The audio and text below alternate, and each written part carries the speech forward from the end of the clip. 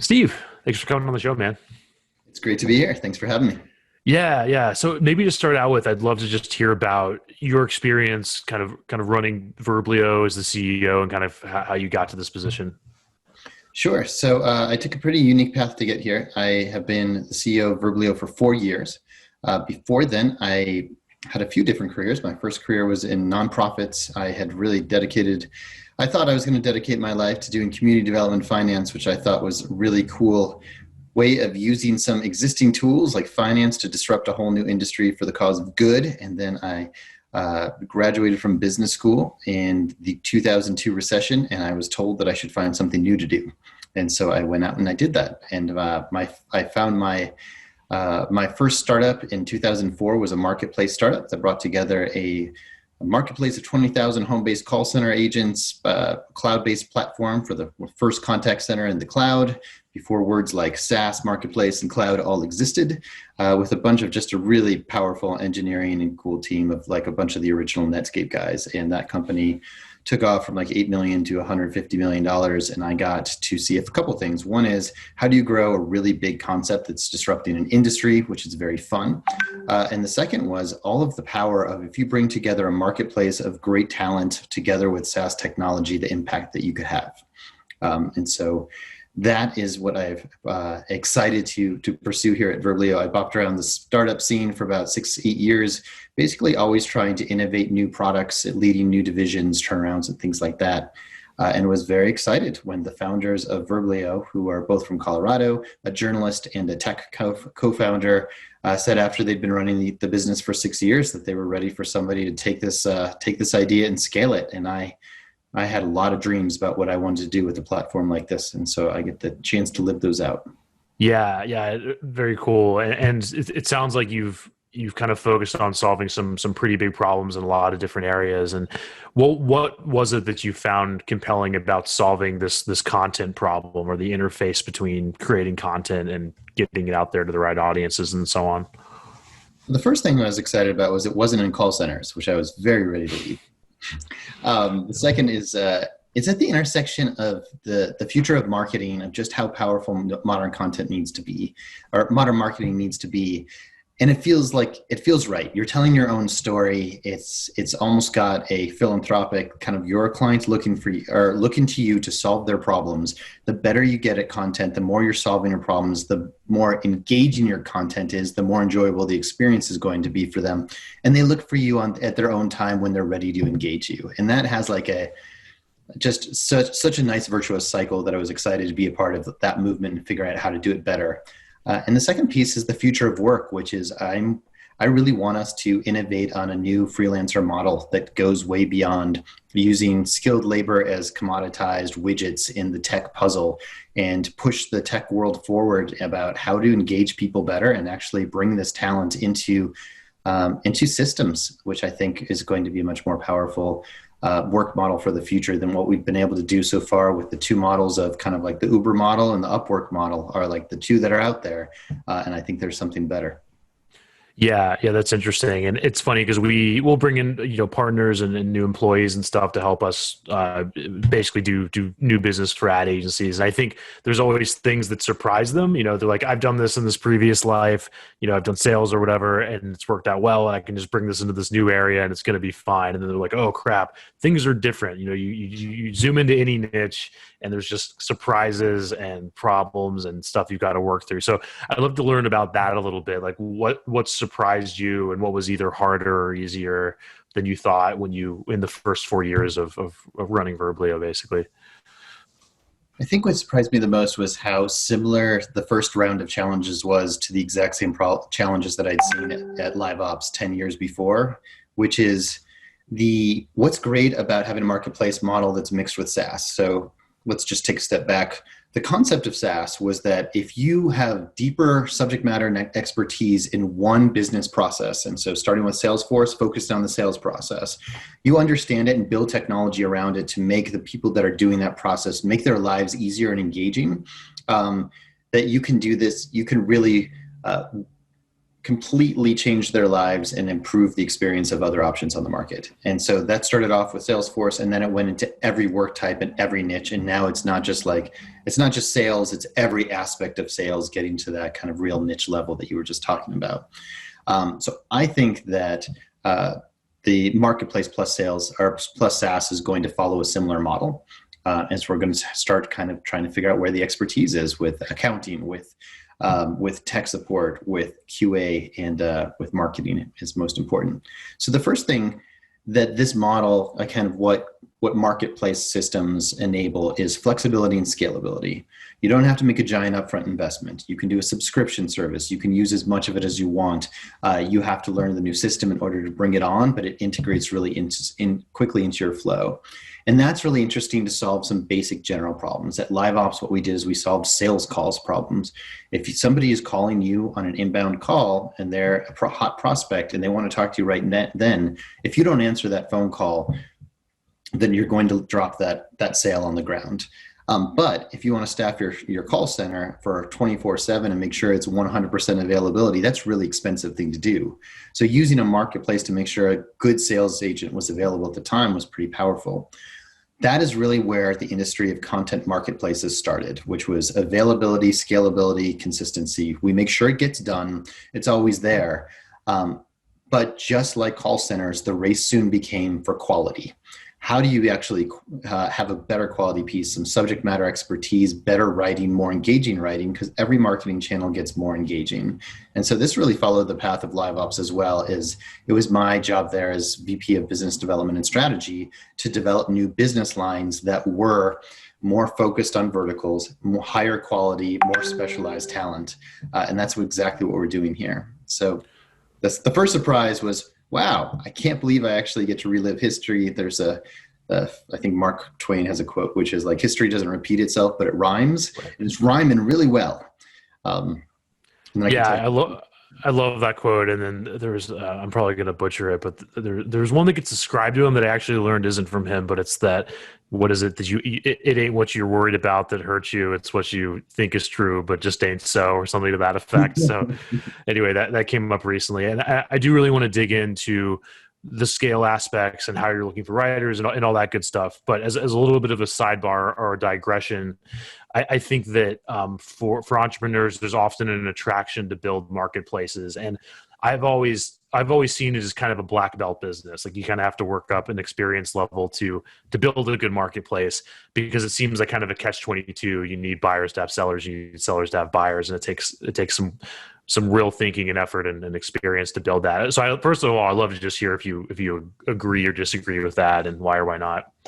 Completely agree with that. So, and I think one of the ways that we're approaching the business differently is, I think most people think of marketplaces as the goal is to get the biggest supply of labor or the biggest supply of anything on both sides, as opposed to the most highly curated, right size marketplace, which is what I'm really focusing on. So to give you an example, we had 10,000 writers when I came in.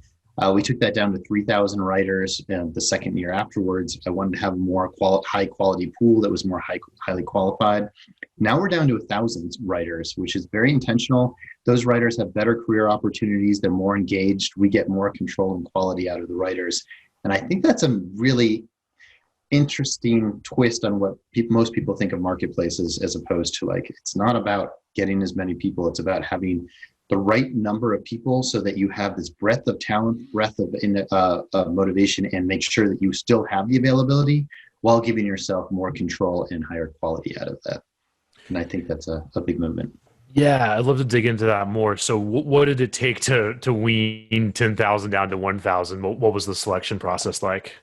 So we accept so there's a few areas of it. So one is that the way that we curate our writer pool is, first, we have a pretty stringent and tough upfront objective writing test. Do you know your skills top to bottom, which is we accept 4.5% of writers that apply. So I wanted to be extremely stringent. One of the other marketplace concepts is this rating concept of, you have a 1-star writer, a 10-star writer. And that seemed insane to me. Why would you have writers that don't meet your quality level? So we basically just decided to have one level, and you can choose which Verblio writers you like. Once you make it through the objective level, I have a funny story of how I had to take the writing test after we rewrote it in order to do that, which was what Well, my mother and my brother and my wife are all professional writers. I am not. I'm the business guy. And so running a writing company has a lot of complexity to it. And there's a lot of pressure to be able to write well. And so I had to take my own writing test, and my writing manager was sitting behind me as I took it. And she says I passed it by one question, which I felt really good about and really proud. And then I thought, I think she would have said that no matter what happened.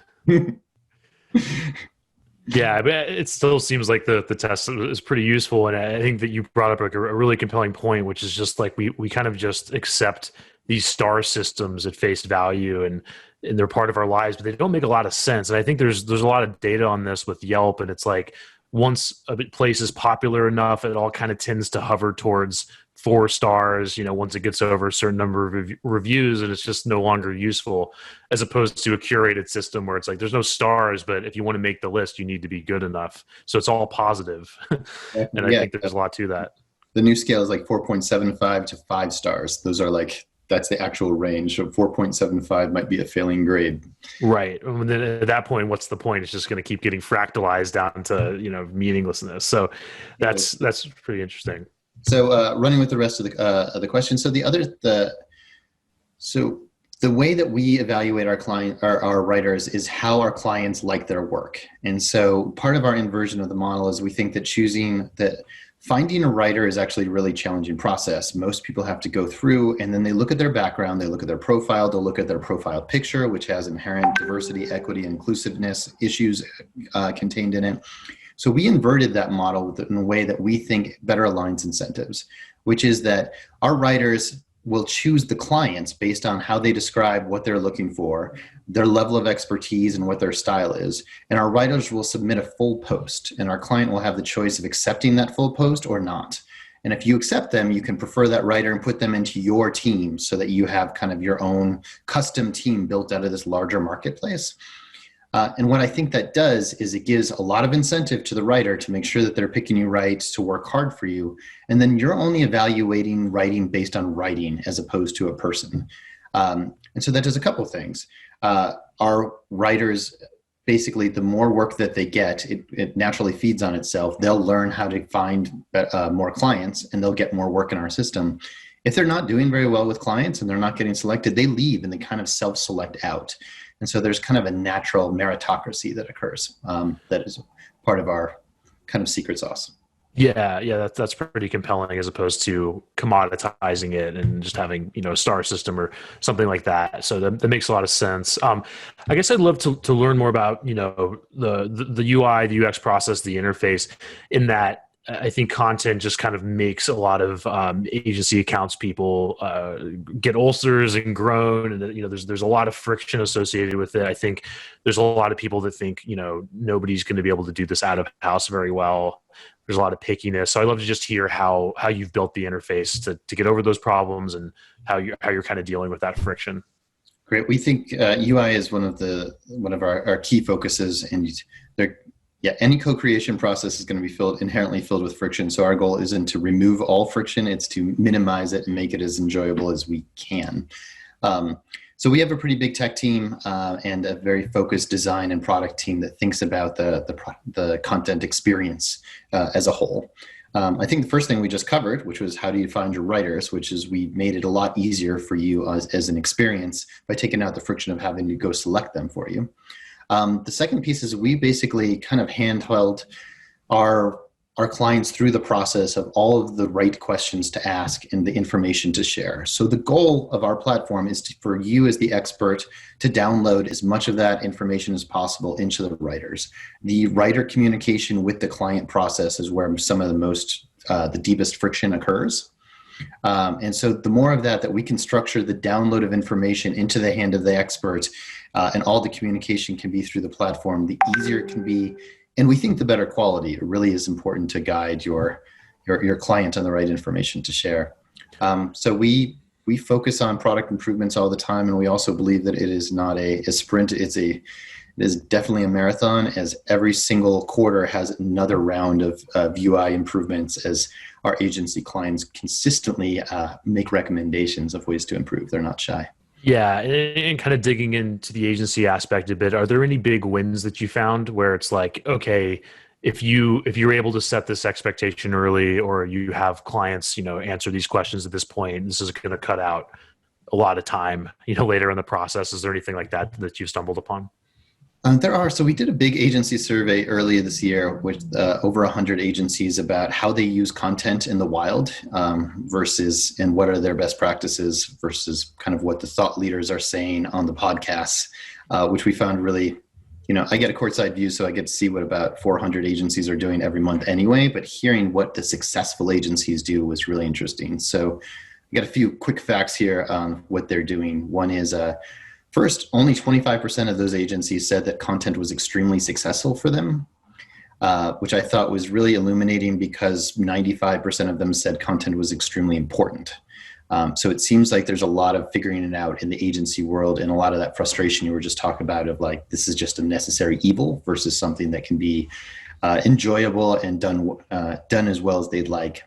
The second was about very successful agencies build content into their retainer plan.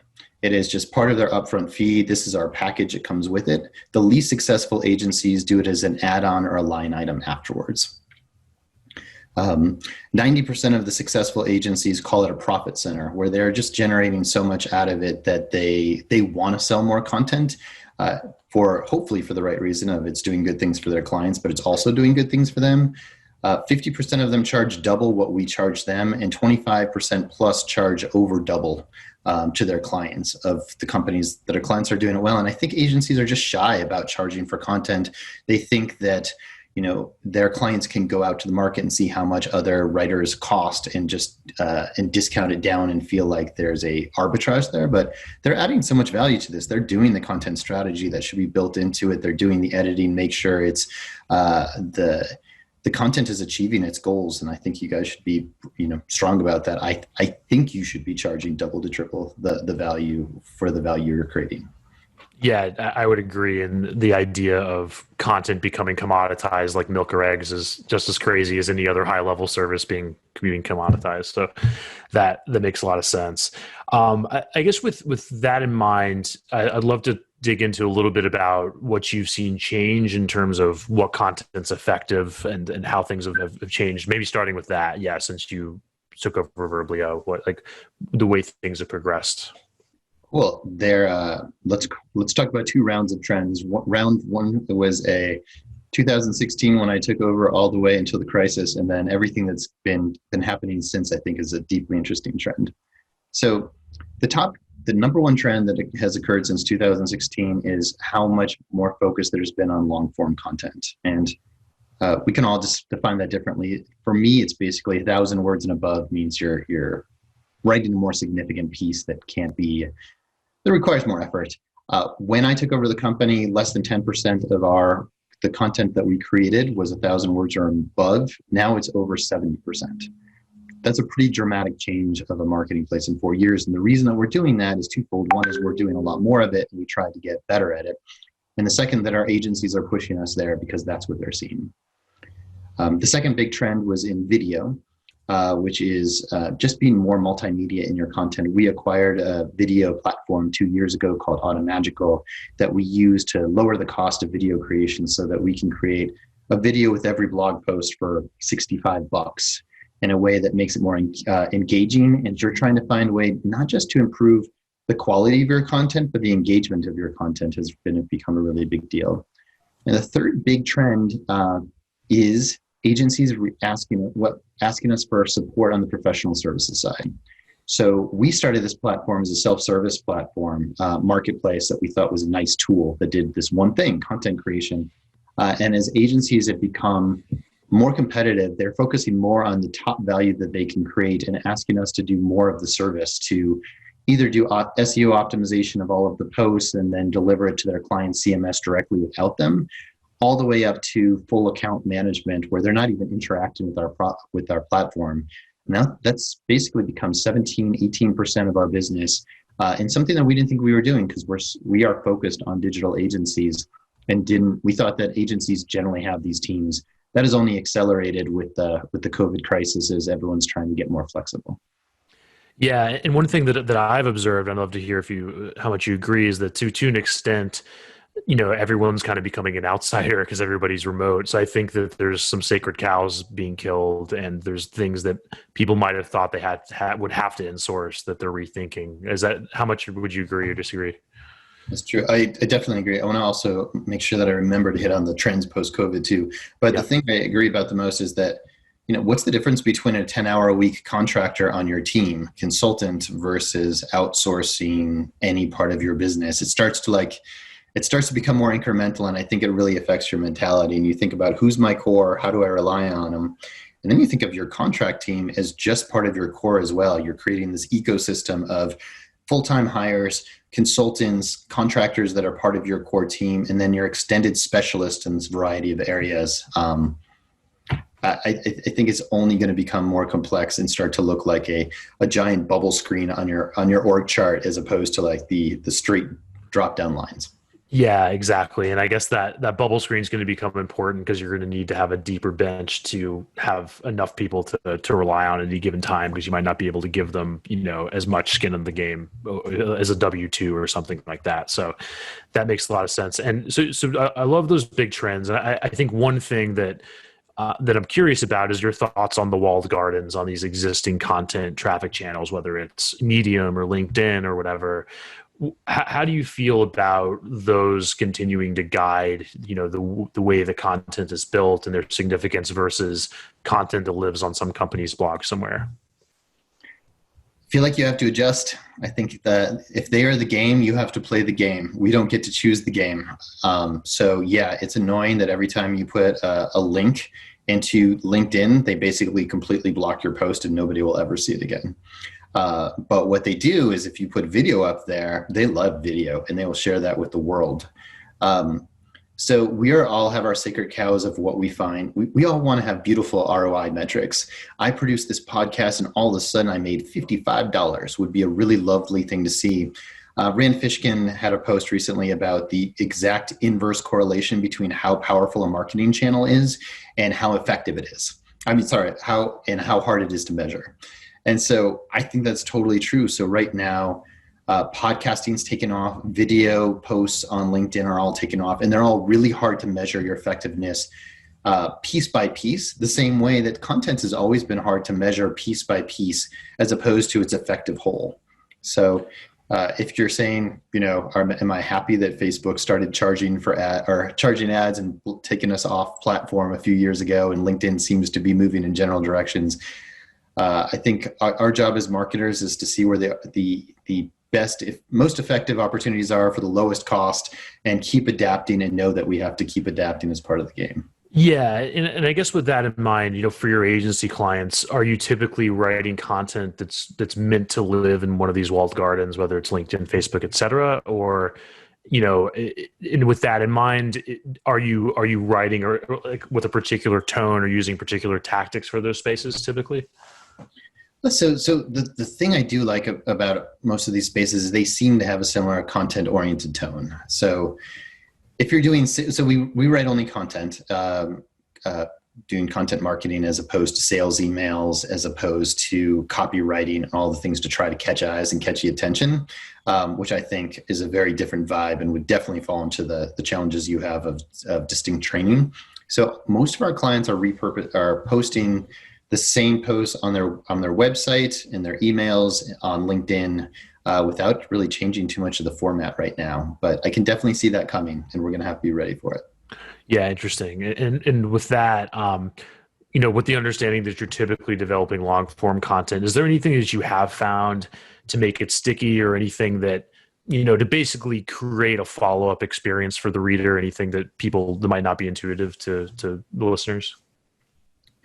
I don't think so. So the interesting thing is we create the content, we have less visibility into how our clients, our agency clients, then use it afterwards without looking at every post and how they posted them. We do hear back from them on the services they would like us to do, which is they've now asked us to post directly onto LinkedIn, which is a complicated mess of a process involving lots of authorizations and permissions. But the main trends that we're seeing are video, which I referenced before, just doing something to make make your content pop. So visual content is becoming more important. Video is a big part of that, designing your content. So the layout where it's pulling quotes forward, putting in an infographic or more pictures. These are all things that we're working on, and we provide some elements of most of them. But something that making them stand out. The other big trend is repurposing.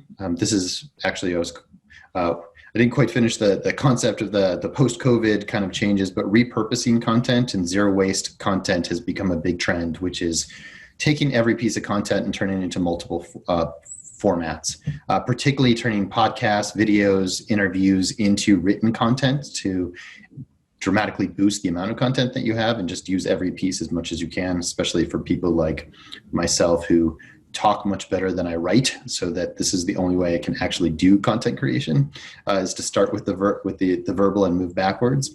But it's moving into, so part of it is repurposing to a different channel. Another is repurposing into micro content. So you do a video for 30 minutes, you take out the highlight videos that are 1 minute each, you post those on social media.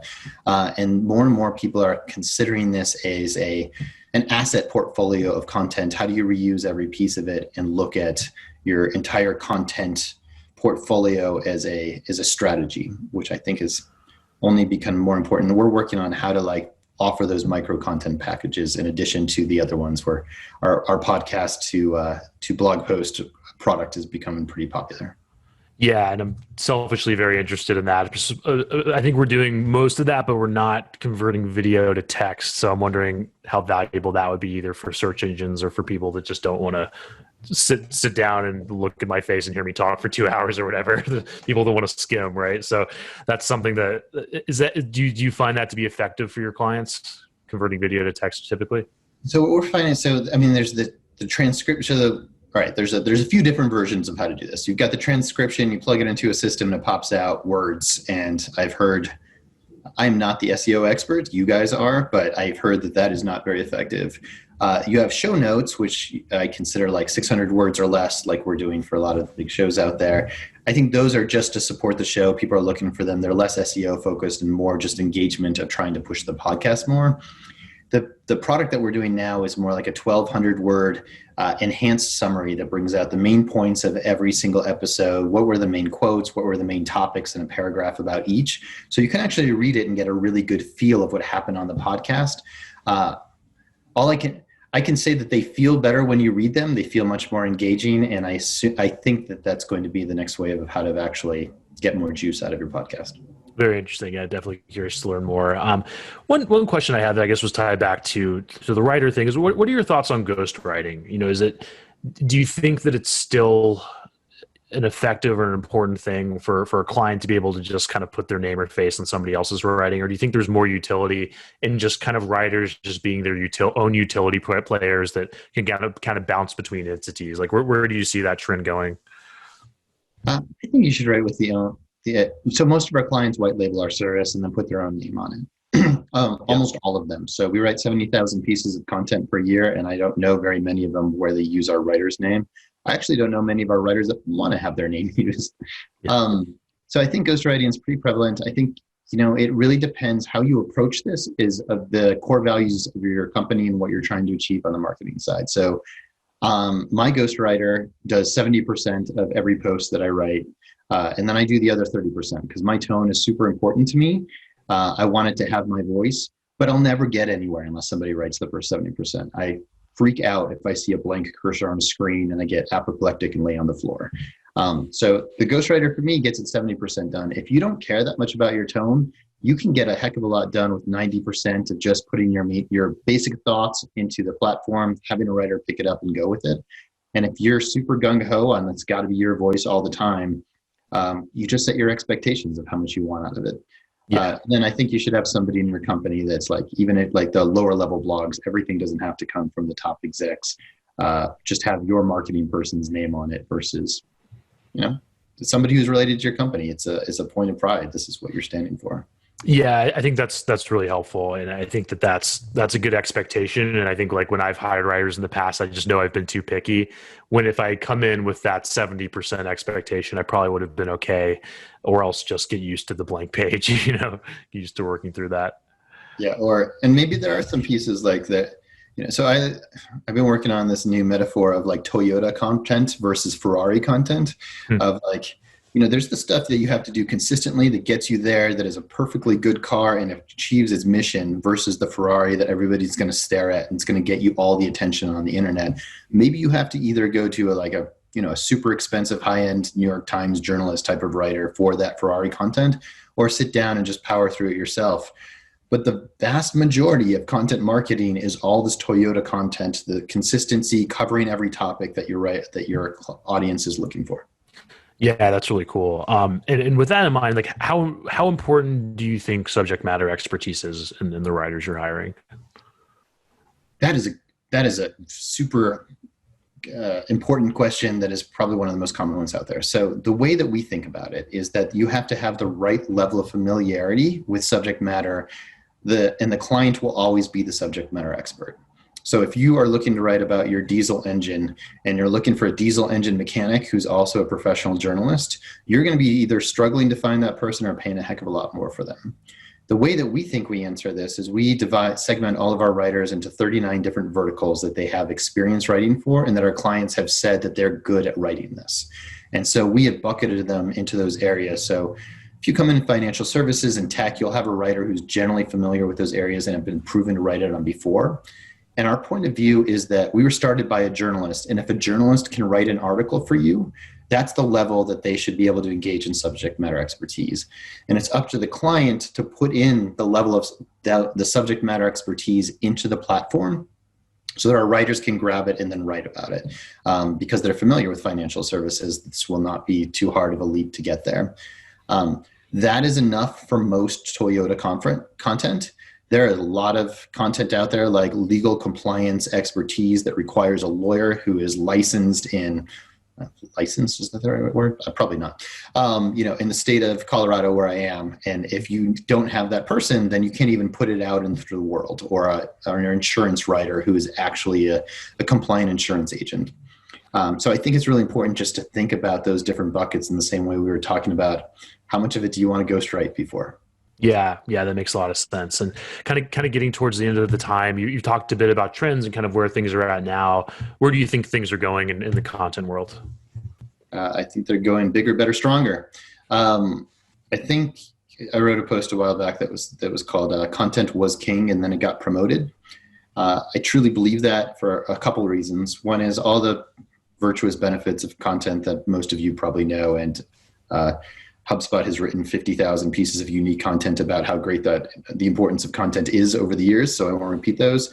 The biggest trend here that's really happened and accelerated is the lack of other channels. Everything has become either harder to access, it's hard to get in front of a live audience, you can't do TV, there's no need there, well you can, but there's no new TV programs coming out, there's no conferences, all of the things that we were relying on before. Outbound sales has become more challenging as it's harder to intrude.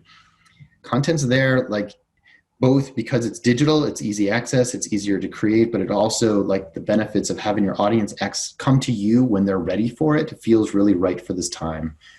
So I think one, content is going to keep getting bigger and better. The second is that it's going to keep getting harder. So a lot of the things that you asked me about today are exactly the trends that we're following too, which is if everyone's doing it, it's going to become harder, which means you have to write either more or better or enhance it more or distribute it more or think about the channels that no one else is going to, how to promote it better with micro content. And it's going to become more of a necessity in every company. I think that there's going to be the content marketing lead as opposed to, this is 1/10 of what your marketing team is supposed to do. Yeah, and especially in our world, I think one way to make it all easier is specialization and going after, the Kevin Kelly sort of 110 true clients, 100 true customers, et cetera, et cetera. How much do you think that dovetails with the way you think about your company and content and so on? Kind of the niche focus. Yeah. That's exactly what I think. So I think there's the two big trends is we are building the core North Star of our company is high quality content at scale for every niche. And we think about that every time. We love niche content. We think that's the way that you're going to set yourself apart. And we're trying to build it so not just so you can find a few writers and do it, but also that you can start thinking as a marketer differently about content as a competitive advantage. So one of the other things we learned from our survey is the average number of pieces per month that our clients that our agencies are doing for their clients. And about 50% of them are just doing the keep the lights on 1 to 4 pieces a month. 25% are doing 5 to 10. Maybe that's a little better and getting you noticed. But 25% of them are using 10 to 100 different pieces per month for their clients to get them really to stand out. And if you can get in there in your niche, which gives you a lot more ability to stand out and create more content than anybody else, you can create your own moat and competitive advantage that could last for many years. Very cool. Yeah, it makes a lot of sense. Steve, thank you so much. How can people get in touch with you? You can find me at steve@verblio.com. You can find me on LinkedIn. And then you can check out our podcast, The Verblio Show, which we do every week and to interview great marketers that we hope will inspire you. Awesome. Thanks again, man. Thank you so much for having me.